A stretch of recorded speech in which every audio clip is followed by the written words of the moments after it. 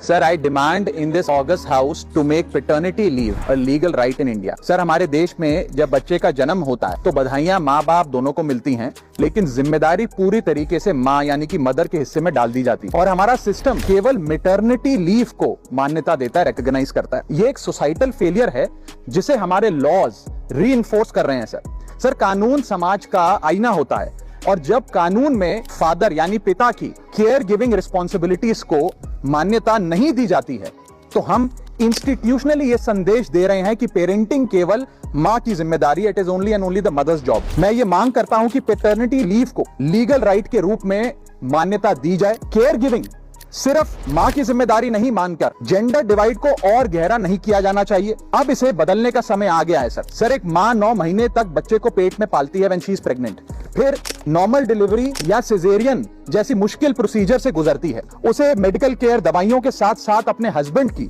Physical, mental और emotional support की भी जरूरत होती है। पति की भी बीवी के प्रति केयर गिविंग रिस्पॉन्सिबिलिटीज होती हैं, सिर्फ बच्चे के प्रति नहीं। और ऐसे समय में हस्बैंड की प्रेजेंस कोई लग्जरी नहीं सर, बल्कि एक नेसेसिटी है। आज केवल सेंट्रल गवर्नमेंट एम्प्लॉइज को ही 15 दिन का पैटर्निटी लीव मिलता है, जबकि प्राइवेट सेक्टर में ये राइट या अधिकार है ही नहीं। स्वीडन, आइसलैंड और जापान जैसे देशों में ये लीगल राइट 90 दिन से लेकर 52 हफ्तों तक की गारंटीड राइट के तौर पे दिया जाता है। भारत में 90% वर्कफोर्स प्राइवेट सेक्टर में है, यानी कि अधिकांश पिताओं के पास ये अधिकार है ही नहीं।